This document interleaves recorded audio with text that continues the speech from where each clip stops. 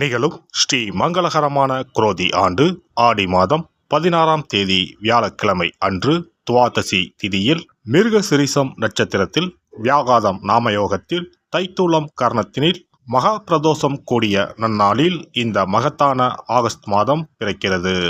இம்மாத கிரகநிலை என பார்த்தால் ரிஷபராசியில் குரு பகவானும் செவ்வாய் பகவானும், கடகராசியில் சூரிய பகவானும் புதன் பகவானும், சிம்ம ராசியில் சுக்கிர பகவானும், கன்னிராசியில் கேது பகவானும் உள்ளனர். கும்பராசியில் சனி பகவான் வக்ர நிலையில் உள்ளார். மீனராசியில் ராகு பகவான் சஞ்சாரம் செய்கின்றார். இம்மாத கிரக பெயர்ச்சி என எடுத்துக்கொண்டால் ஆகஸ்ட் மாதம் 1ஆம் தேதியே சுக்கிர பகவானின் பெயர்ச்சி சிம்மத்தில் நடைபெறுகிறது. ஆகஸ்ட் 17ஆம் தேதி சூரிய பகவான் சிம்ம ராசிக்கு பெயர்ச்சியாகின்றார். ஆகஸ்ட் மாதம் 26ஆம் தேதி செவ்வாய் பகவான் மிதுன ராசிக்கு பெயர்ச்சியாகின்றார். ஆகஸ்ட் மாதம் 26ஆம் தேதி சுக்கிர பகவான் கன்னி ராசிக்கு பெயர்ச்சியாகின்றார். இம்மாதம் 31ஆம் தேதி புதன் பகவான் சிம்மத்திற்கு பெயர்ச்சியாகின்றார். இந்த கிரகங்களின் சஞ்சாரம் மற்றும் இடப்பெயர்ச்சியால் உங்கள் ராசிக்கு இம்மாதம் என்னென்ன பலன்கள் கிடைக்கப் போகின்றது என்பதனையும், அசுப பலன்கள் ஏற்படுமாயின் ராசிக்காரர்கள் செய்ய வேண்டிய பரிகாரம் என்ன, வழிபட வேண்டிய தெய்வம் யார் என்பதனையும் காண்போம். உங்கள் வாழ்வில் வளமும் நலமும் செல்வ செழிப்பும் பெற்று வாழ்வில் உயரிய நிலையை அடைய எல்லாம் வல்ல எம்பெருமானை வேண்டி விரும்பி கேட்டுக்கொள்கிறேன். தனுசு ராசி அன்பர்களே, இந்த மாதம் எதிர்பார்த்த நல்ல செயல்கள் நடக்கும். உடல் ஆரோக்கியம் உண்டாகும். கடன் பிரச்சனைகள் தொல்லை தராமல் இருக்கும். எதிர்பார்த்த பண வசதி கிடைக்கும். உங்களது செயல்களுக்கு இருந்த எதிர்ப்புகள் நீங்கும். வழக்கு விவகாரங்களில் சாதகமான போக்கு காணப்படும். தொழில் வியாபாரம் வேகமாக நடக்கும். எதிர்பார்த்த பணவரத்து இருந்தாலும் வியாபாரம் தொடர்பான செலவுகள் கூடும். போட்டிகள் தொல்லை தராமல் இருக்கும். உத்தியோகத்தில் இருப்பவர்கள் பணிச்சுமை குறைந்து காணப்படுவார்கள். வேலை திறமைக்கு பாராட்டுகள் கிடைக்கும். குடும்பத்தில் இருப்பவர்களுக்கு இருந்து வந்த நோய் நீங்கும். அவர்களது நலனில் அக்கறை காட்டுவீர்கள். கணவன் மனைவிக்கு இடையே கருத்து வேற்றுமை ஏற்படலாம். பிள்ளைகளிடம் கவனமாக எதையும் எடுத்து சொல்வது நல்லது. பூர்வீக சொத்துக்களில் இருந்த பிரச்சனைகள் தீரும். பெண்களை பொறுத்தவரை இம்மாதம் உங்களது காரியங்களுக்கு இருந்த எதிர்ப்புகள் விலகும். பணவரத்து திருப்தி தரும். மனக்குழப்பம் நீங்கும். மாணவர்களுக்கு பாடங்கள் படிக்க வேண்டுமே என்ற கவலை குறையும். சக மாணவர்களின் ஒத்துழைப்பு கிடைக்கும். கலைத்துறையினர் இம்மாதம் பொறுமையுடன் செயல்பட வேண்டும். மறைமுக போட்டிகளால் நெருக்கடிகளை சந்திக்கலாம். கவனமாக செயல்பட்டால் லாபம் பெறலாம். அயல் நாட்டில் இருந்து நல்ல செய்திகள் வந்து சேரும்.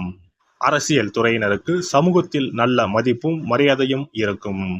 மேலிடத்துடன் இருந்து வந்த கருத்து மோதல்கள் நீங்கும். நினைத்தபடி பண வரவுகளை பெறலாம். லாபத்தையும் பெறுவீர்கள். நட்சத்திர பலன்கள். மூலம் நட்சத்திரம். இந்த மாதம் நீண்ட நாட்களாக தொல்லை கொடுத்து வந்த நோய் மருந்துக்கு கட்டுப்பட்டுவிடும். அரசு பணியில் உள்ளவர்கள் உடன் பணிபுரிபவர்களிடம் எச்சரிக்கையாக இருக்க வேண்டும். மேல் அதிகாரிகளின் கோபத்திற்கு ஆளாகாமல் பார்த்து கொள்ள வேண்டும்.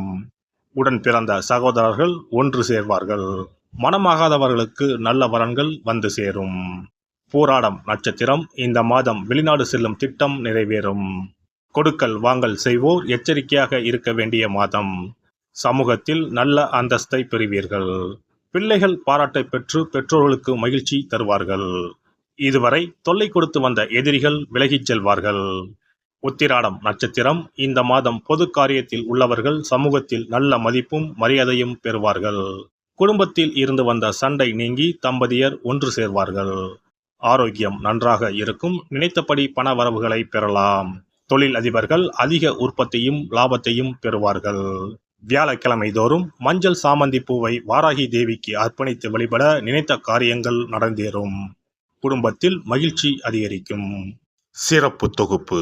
கண் திருஷ்டிகள் அகன்று தடைப்பட்டு கொண்டிருக்கும் காரியங்கள் நிறைவேற செய்ய வேண்டிய பரிகாரம் என்ன என்பதனை பற்றி காண்போம். வாழ்க்கையில் நல்ல நிலையில் இருந்தவர்கள் கூட திடீரென்று பொருளாதாரம் இழந்து மன கஷ்டங்களுடன் வாழும் நிலை ஏற்படும். இந்த நிலை எதனால் ஏற்பட்டது என்று ஆராய்ந்து பார்த்தால் பெரும்பாலும் அவர்களின் மீதான கண் திருஷ்டிதான் காரணமாக இருக்கும். கல்லடி பட்டாலும் கண்ணடி படக்கூடாது என்று சொல்வார்கள் அல்லவா, அது உண்மைதான். இது போன்ற பிறரின் பொறாமை கொண்ட கண் திருஷ்டியினால் பலரின் வாழ்க்கை சிரமத்திற்கு ஆளாக நேரிடும். இது போன்ற கண் திருஷ்டிகளிலிருந்து எப்படி தப்பிப்பது? இருக்கவே இருக்கிறது எளிதாக கிடைக்கும் ஊமத்தஞ்செடி. தெய்வ சக்தி நிறைந்த செடியாக கருதப்படும் ஊமத்தஞ்செடியின் காய், பூ, இலைகள் என அனைத்தும் தீய சக்திகள் விரட்ட பரிகாரத்துக்கு பயன்படுகிறது. பொதுவாக ஊமத்தம் காய்க்கு கெடுதலை அகற்றக்கூடிய சக்தி உண்டு. நம் வீட்டில் உள்ள எதிர்மறை சக்தியை அகற்றுவதற்கு ஊமத்தங்காய் தீபம் சிறந்த பரிகாரமாகிறது. தெய்வீக மகத்துவம் நிறைந்த ஊமத்தங்காய் மற்றும் பூவையும் எடுத்துக்கொள்ளுங்கள். வீட்டுக்கு அருகில் இல்லை என்றால் நாட்டு மருந்து கடைகளில் கிடைக்கும். இந்த 2 பொருட்களையும் மஞ்சள் தண்ணீரை கொண்டு நன்றாக கழுவி விடுங்கள். சிறிது நேரம் அவற்றிலுள்ள ஈரம் போக ஆறவிட்டு பிறகு அவற்றை ஒரு மஞ்சள் துணியில் குலதெய்வத்தை வேண்டி ₹1 நாணயத்தோடு சேர்த்து முடிந்து வீட்டின் நிலைப்படியில் கட்டி தொங்க விடுங்கள். இந்த முடிச்சை வெள்ளிக்கிழமை அல்லது ஞாயிற்றுக்கிழமைகளில் தயார் செய்து வாசல் படியில் கட்டுவது சிறப்பு. தினமும் வீட்டில் தீபம் ஏற்றி காண்பிக்கும் போது இந்த முடிச்சுக்கும் காண்பிக்கவும். இதேபோல் ஊமத்தம் இலைகள் கிடைத்தால் அந்த இலைகளை சுத்தமான மஞ்சள் தண்ணீரில் கழுவிவிட்டு அவற்றை கொண்டு வீட்டில் இருக்கும் விநாயகருக்கு திங்கள் கிழமைகளில் தொடர்ந்து அர்ச்சனை செய்து வர வேண்டும். ஊமத்தம் பூவையும் விநாயகருக்கு சூட்டலாம். 3 வாரங்கள் தொடர்ந்து திங்கள் கிழமைகளில் விநாயகருக்கு ஊமத்தை இலையால் அர்ச்சனை செய்து ஊமத்தம் பூவை சூட்டி வழிபட்டால் வீட்டில் உள்ள கெட்ட சக்தி நடமாட்டம் மற்றும் கண் திருஷ்டிகள் தீரும். ஊமத்தம் செடியும் சிவபெருமானுக்கு உகந்த இலை ஆகும். இந்த ஊமத்தங்காய் வைத்து சிவபெருமானுக்கு தீபம் ஏற்றி வழிபடுவதன் மூலம் நமது பிரச்சனைகளில் இருந்து எளிதாக விடுபட முடியும். முதலில் 2 ஊமத்தங்காய்களை எடுத்துக்கொள்ள வேண்டும். அவற்றின் மீது முட்கள் இருப்பதால் மிகவும் கவனமாக கையாள வேண்டும். ஊமத்தங்காயின் காம்பு பகுதிகளை வெட்டி கொண்டு கத்தியை பயன்படுத்தி ஊமத்தங்காயின் உள்ளே இருக்கும் விதை பகுதியை முழுவதுமாக நீக்கிவிட வேண்டும். பின்னர் 2 அகல் விளக்குகள் மற்றும் விளக்கு வைப்பதற்கான 2 தட்டுகளை எடுத்து சுத்தம் செய்து அவற்றிற்கு மஞ்சள் குங்குமம் போட்டு வைத்துக் கொள்ள வேண்டும். பின்னர் 2 தட்டின் மீதும் ஒவ்வொரு அகல் விளக்கை வைத்துக் கொள்ள வேண்டும். அதன் பிறகு எப்போதும் பூஜை செய்வதற்கு வைப்பது போன்ற வெத்தலைப்பாக்கு, பழம் போன்றவற்றை வைத்துவிட்டு 2 விளக்குகளையும் ஏற்றி சிவபெருமானை மனதார வேண்டிக் கொள்ள வேண்டும். எனக்கு இருக்கும் பிரச்சனைகள் அனைத்தும் தீர்ந்து இன்பமான வாழ்க்கை கிடைக்க வேண்டும் என வேண்டிக் கொள்ள வேண்டும். இந்த பூஜையை வெள்ளிக்கிழமை அன்று தொடங்கினால் தொடர்ந்து 9 வெள்ளிக்கிழமைகள் செய்ய வேண்டும்.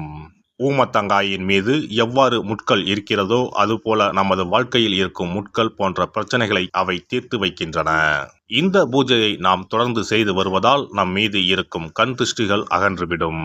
தீராத துயரங்கள் தீர்ந்துவிடும். பணம், நகை நம்மிடம் பெருகி வரும்.